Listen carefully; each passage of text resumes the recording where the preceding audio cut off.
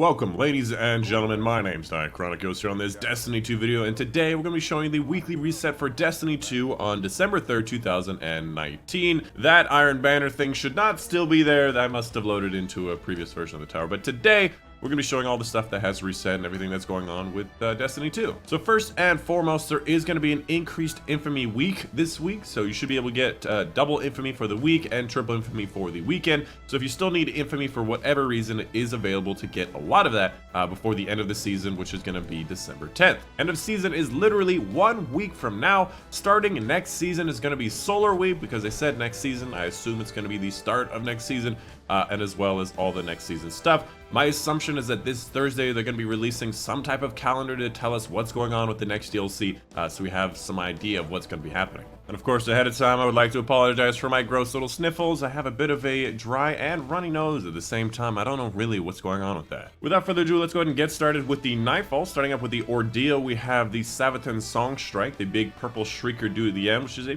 relatively difficult boss if you don't just nuke her down very quickly. As for the regular weekly Nightfalls, we have Garden World, the big Cyclops dude at the end, dropping the exotic ship known as Universal Wave Function. Inverted Spire, the big Minotaur dude at the end. It was the beta mission that drops the Trichromatic Ghost Shell. And then finally, the Corrupted was a Forsaken mission with the Tech Witch at the end, and she drops the Horror's Least 540 Pulse Rifle. The highest scoring is definitely going to be the Corrupted, probably one of the highest scoring in the game, and the fastest is going to be Inverted Spire, probably one of the fastest in the game. As for the heroic modifiers for this week, it will be Solar Singe, the daily right now being Grounded and Brawler. The rotating Crucible playlist this week will be Countdown, 4v4, you die, elimination kind of thing. You get to revive your teammates, bomb, and all that whatnot. You also have Momentum Control, something that is a very popular game mode. It's a bit like Halo 3 SWAT, where everybody has a lot lower health, and it's all about just getting in there, going very quickly, getting abilities and all that stuff. So I'm very excited for this to come back, because I didn't get to play it very much, and it's a very good game mode. Moving on to the Infamy playlist, we have Reckoning. For this week, it will be Void Singe. The daily right now is Brawler, so it's not a really great day to do it, but this week it will be the Likeness of Oryx. If you want to get the Spare Rations or any of the weapons for the Likeness of Oryx, that is on screen right now. And again, it is going to be double and triple Infamy week for this week if you still need some Infamy for whatever reason. As for the Flashpoint, it will be taking place on Io, so completing your public events, lost sectors, and heroic adventures to get this powerful gear. Whoa, whoa, whoa, whoa, whoa. Oh my god. Alright, so for the moon, we have everything for the master hunts, apparently, or the nightmare hunts. How many is that? 5, 6, 7, 8? There's 8 different ones. We have Skolas, Zydron, Omnigul, the Tanix, Dominus Gaul, Fogoth, Crota, and the Fanatic. Literally every single one of them is available this week. My assumption is because this is the last week of the season, the last week to accomplish these things, they're making every single thing available if you want to complete it. And for the Garden of Salvation raid, the challenge this week will be Leftovers. To complete Leftovers, it's going to be in the Consecrated Mine encounter, which I believe is the first encounter. Complete the encounter without killing any one of the Cyclops that spawn in the Harpy boss phase's presence. So whenever the boss is around you, don't kill any of these Cyclops. The Cyclops that spawn in other areas and during the final sprint can be killed. They're a pretty straightforward and easy one to complete. You just have to stay out of vision of those Cyclopses. As for Escalation Protocol, this week will be the Sniper. That's because last week was the SMG and next week will be all 3. As for the Menagerie, this week the boss will be Pagori, beloved by Callus, the big Hydra dude at the end. The weekly for the normal mode will be Solar Singe, the daily right now being Grounded and Brawler. And for the heroic version of it, you'll have Extinguish, Match Game, Attrition, and Arc Singe. Moving on to Eververse's inventory. I had no idea there was a Lion Ghost show, but moving on to Eververse's inventory, that is a dope-ass Sparrow. Where do these things keep coming from? But we're going to be showing everything that she does have available for Bright Dust in Eververse's inventory.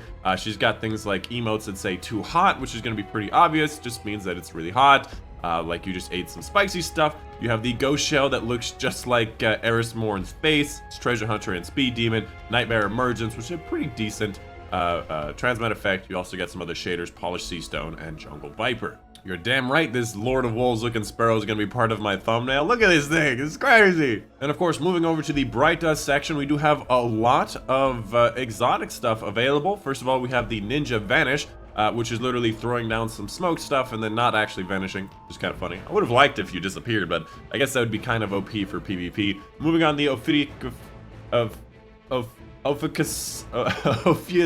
Alright, this shell is a Public Offender Guiding Light, pretty much the best combo that you can get. this ship, which is called the Refashioned Shapes, which is very similar to the old Orc ship or one of the new Taken ships, but in a new high form. You also have the Azur Azazel.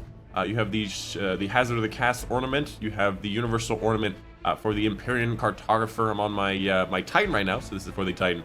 And then you have the Imperial Beast projection, some other transmet effects in case you're available or in case you wanted any one of those. Sick portal, Ikora. Sick portal. Moving on to Hawthorne's inventory, showing you everything that she does have available in her weekly raid challenges and her weekly clan bounties and all that whatnot. I obviously haven't collected these. But anyways, her clan bounties pretty much the same as always. We got Gambit, we got Crucible Raid, and the Ordeal with clanmates. Moving on to the weekly raid challenges, we have for the Last Wish raid, we have the Strength of Memory. Strength of Memory is going to be the final encounter in the Last Wish raid. In the Riven encounter, basically just don't shoot the same eye twice. And because we're not able to instantly reload grenade launchers and rockets anymore, the cheese strat is not as easy as it was before. So this one, you're going to have to pay attention to which eyes you've already shot and confer with your teammates. As for the Scourge of the Past raid, we have to each their own. Basically, in the Insurrectionist Prime encounter, basically the boss fight encounter, a Guardian may not shoot and break more than one of the shield generators per phase, so every person shoots one of the little white shield generators on each of the phases. And then finally, we have for the Crown of Sorrows raid with both hands. Basically, during the boss damage phase, when Galran starts to raise his hands to wipe you, you have to shoot down both of his hands. He can do this up to 3 times. Basically, you can only shoot down one of those hands once during the entire damage phase. So basically, split up into 3 teams of 2 that handles each one of the pairs. And that's going to be pretty much the end of the video. Get out of here, pigeon. It's mine. Anyways, that's the end of it. Wow, you can tell I was a bit sick on that one. Oh yeah, it can get really deep when I'm really sick. But that's it. Hope you guys did enjoy. Let me know in the comments down below if you have any questions, any concerns, and all that whatnot. But yeah, that's the end of the video. My name is Dychronic, and I will see you guys on the next one.